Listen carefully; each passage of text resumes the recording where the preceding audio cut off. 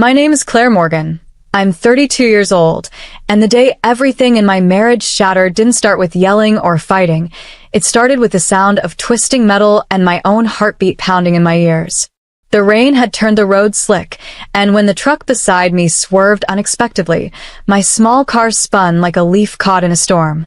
I remember the screech of tires, the violent jolt, and then silence, so loud it felt unreal. By the time the paramedics pulled me out, my hands were numb, my hair was stuck to my face, and I could barely tell if the shaking in my body was from the crash or from pure fear. When they wheeled me into the ER, the bright lights burned my eyes. A nurse asked gently, "Is someone coming for you?" I nodded automatically, because that's what a married woman is supposed to say. I believed my husband, Daniel, would rush to me. I believed I mattered enough. With trembling fingers, I called him. My voice was barely stable as I said, "I had an accident, can you come pick me up?" His reply wasn't a call. It was a text. A cold, casual text that might as well have been from a stranger. "I'm at lunch with my female best friend. I can't just leave." For a moment, I thought I read it wrong. My vision blurred, not from the pain in my ribs, but from something deeper. Something far older than the accident. I typed slowly, "Okay," even though nothing about it was okay. The nurse returned, expecting reassurance. I forced a smile I didn't feel and said, "Someone is coming." No one came. Minutes bled into an hour. An hour bled into 2. Every time the ER doors opened, I looked up instinctively, hoping, then pretending I wasn't hoping. That was the moment I understood what kind of place I held in his life. But miles away, in a warm restaurant filled with laughter, a police officer was walking toward my husband's table, and the words he spoke would make Daniel regret every second he left me sitting alone in that cold hospital hallway. I sat on that air bench with a thin blanket around my shoulders, the kind that keeps you warm for only a moment before the cold finds you again. My fingers kept brushing the bandage on my arm, tracing the rough edges just to remind myself I was still here, still breathing, even if I felt half erased. Around me, families moved like little worlds of their own, husbands guiding wives by the elbow, daughters holding their fathers' coats, friends rushing in with worried eyes. Every time the doors opened, hope jumped in my chest before reality slapped it back down. Daniel wasn't coming. He was choosing someone else. Again.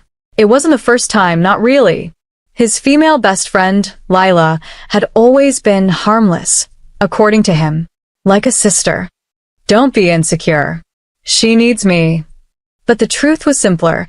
I had spent years watching him light up at her messages while mine went unanswered. I had watched him cancel our anniversaries, but never their lunches. I had watched him defend her tears while dismissing mine. And now, sitting here bruised and alone after a crash that could have killed me, it hit me like another collision. This wasn't new behavior. This was the pattern. A nurse eventually sat beside me, her voice gentle. "You're shaking, sweetheart. Are you sure no one can come for you?" I opened my mouth, but nothing came out. The shame was a weight I could barely hold. I hated the idea of explaining that my husband had chosen a social lunch over my life. So I whispered the only lie that made the pain quieter. "He's on his way." But inside, something was starting to crack. Something old. Something tired.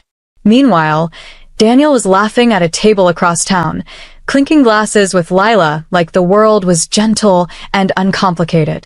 But fate has a habit of delivering messages at the perfect moment. Because while I sat alone in that hospital hallway, a police officer stepped into that same restaurant, scanning faces, checking names from a report taken at the accident scene. And when his eyes landed on Daniel, everything began to shift. While I sat in the ER hallway tracing the lines of the tiled floor, unaware of anything except the dull ache in my bones and the sharper ache in my chest, the universe was already setting the next scene in motion. Across town, the restaurant buzzed with warm chatter and clinking silverware. Daniel always chose places with dim lights and soft music, the kind of places where he felt important, admired, seen. And sitting across from him, as usual, was Lila, tilting her head, laughing a little too sweetly, brushing her hair back in that slow way she knew he noticed. Daniel checked his phone once, Not to see if I was okay, but to silence the notifications so it wouldn't interrupt their lunch. "She'll be fine," he said casually, slipping the phone face down on the table. Lila smiled, relieved to have his full attention again. This was their rhythm, her adoration, his eagerness, and my place always somewhere behind both of them. But fate doesn't care about rhythms. It only cares about truth. Just outside the restaurant, a police cruiser rolled to a stop. Officer Ramirez stepped out, holding a small notepad filled with details from my accident report. He wasn't looking for trouble. He simply needed a witness statement from the spouse listed on file. The hospital had tried contacting Daniel after the paramedics noted his number, but he never answered. Now it was the officer's turn.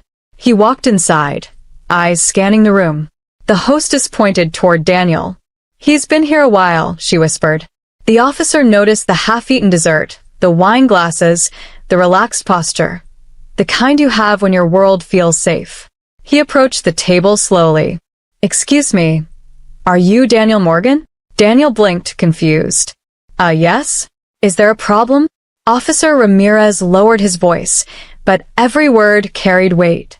"Sir, your wife was in a serious car accident. The hospital has been trying to reach you. She's been waiting for hours." Lila's smile collapsed. Daniel's face drained of color.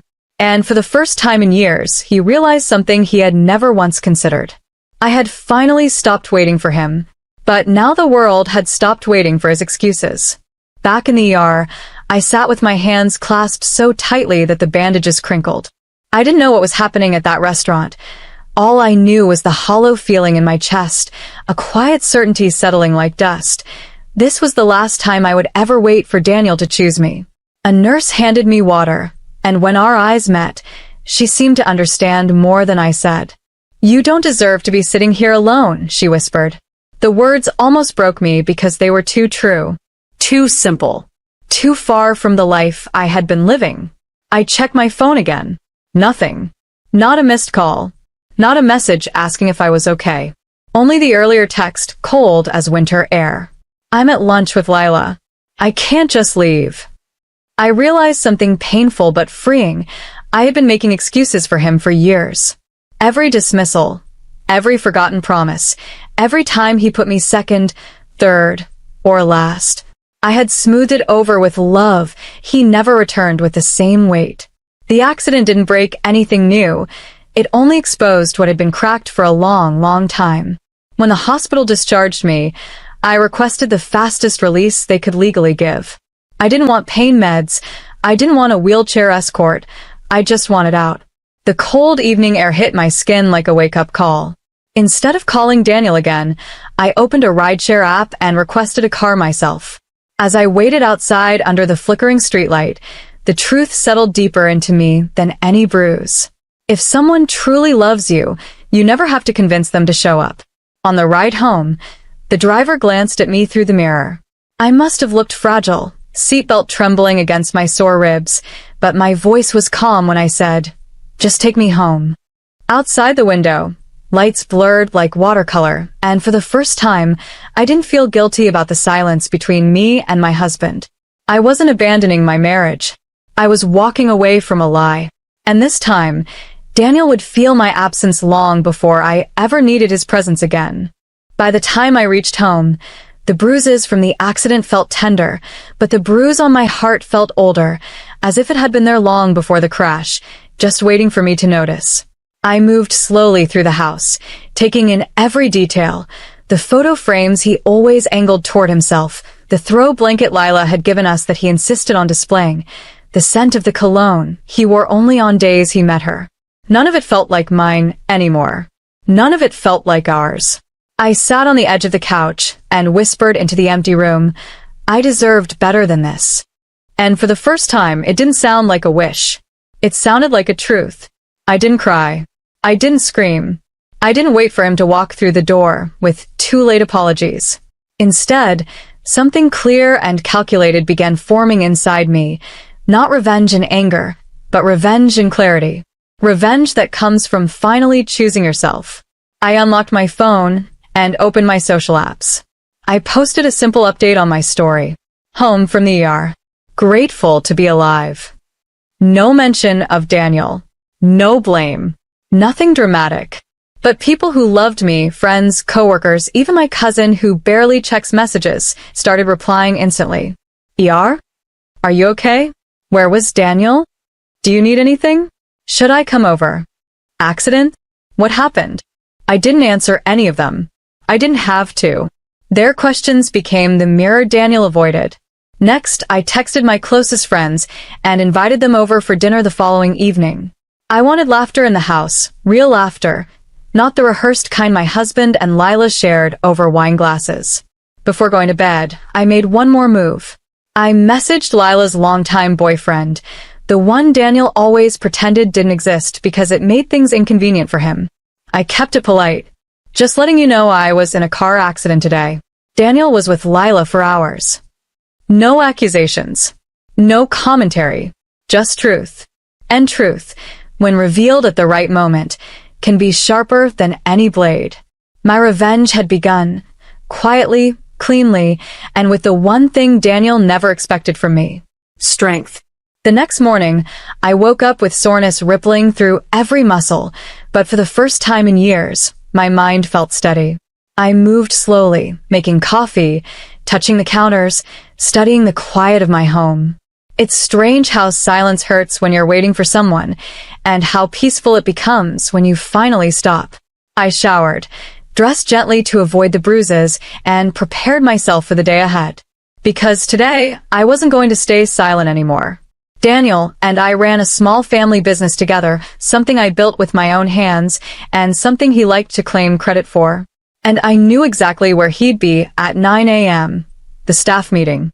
So I walked in, chin lifted, bruises lightly concealed, but strength radiating through every step. The team murmured the moment they saw me. I never missed a meeting unless something serious happened. Daniel's face went pale. He hadn't expected me there. He certainly hadn't expected me standing. "Claire," he said, rushing forward, voice low.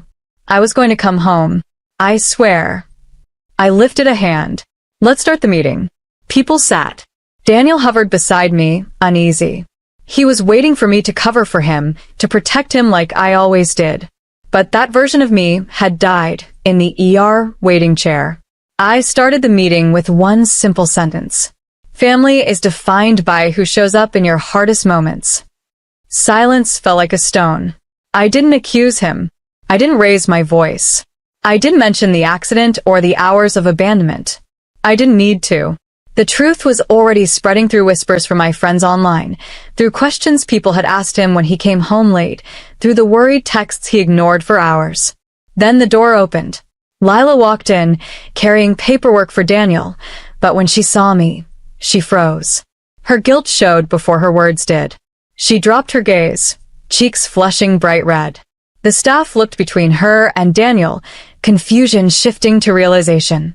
Reputations don't break loudly. They crack quietly, under the weight of truth that can no longer be hidden. And Daniel's carefully polished image had just begun to crumble. That evening, Daniel came home with flowers and shaking hands, the kind he only bought when he wanted forgiveness, without accountability. His voice trembled as he said my name, like he finally understood that something inside me had shifted in a way he couldn't undo. I watched him stand there, confused, afraid, trying to guess which version of me he'd come home to. But the truth was simple. There was no version of me left that would carry him anymore. "I'm sorry," he began, stepping closer. "I should have answered. I should have come. You chose," I said softly, cutting through his excuses. "And now I'm choosing too." He blinked rapidly, like he didn't recognize the woman in front of him. "Claire, I'll make it right. We can fix this. Please." His voice cracked at the end, but guilt is not love. Panic is not devotion. And flowers can't erase the sight of my own reflection in that ER window, small, alone, forgotten. I needed you when my car was crushed. I needed you when I couldn't stand without pain. And you were laughing over wine with another woman. My words weren't loud. They didn't need to be. Truth doesn't require volume. He reached for me, but I stepped back. For the first time in years, he looked truly frightened, Not of losing me, but of losing the person who made his life easy. He tried again. Tell me what to do. You don't get to fix this, I said. You don't get to rewrite what happened. You abandoned me, Daniel. And now you're facing what you built. His shoulders collapsed. The silence stretched, thick with the understanding that I wasn't bluffing. I wasn't dramatic. I wasn't punishing him. I was done. I grabbed my coat and keys. I'm going out, I said. Where? He whispered. To people who actually show up. I walked out without looking back. The night air felt cold but honest. I got into my car and drove toward a place where laughter waited for me, a place where my friends were gathered, ready to celebrate the strength they always knew I had. Daniel had chased comfort. I was choosing freedom. A few months later, I found myself standing in the same place where everything had started, beneath the soft glow of the garage lights at our business, sorting through old invoices and photographs. But this time, I wasn't shaking, bruised, or waiting for someone to choose me. I was steady, certain, whole.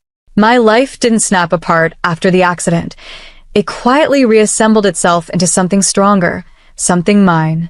Daniel still tried now and then. A message asking if we could talk. A letter left on the counter. Flowers on random Tuesdays. But every attempt felt like a stranger trying to undo a story he never took the time to read. I didn't respond with anger.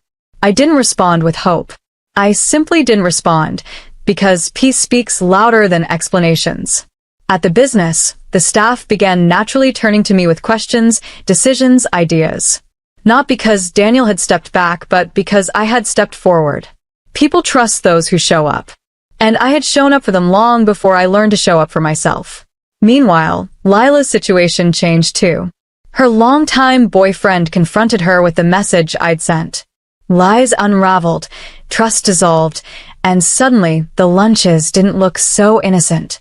She stopped coming to the meetings entirely. Her smile faded from the edges of our lives. Daniel had lost the illusion of loyalty he'd clung to for years, and he had no one left to blame for it but himself. One afternoon, as I stood outside watching the sun dip behind the building, Officer Ramirez passed by. He recognized me instantly and paused. "You look better," he said quietly. "Stronger." "I am," I replied. He nodded with a small smile, the kind given when someone has witnessed your lowest moment and now sees you standing taller. That evening, I drove home alone, windows down, cold air filling the car. No bruises. No waiting. No silence that hurt.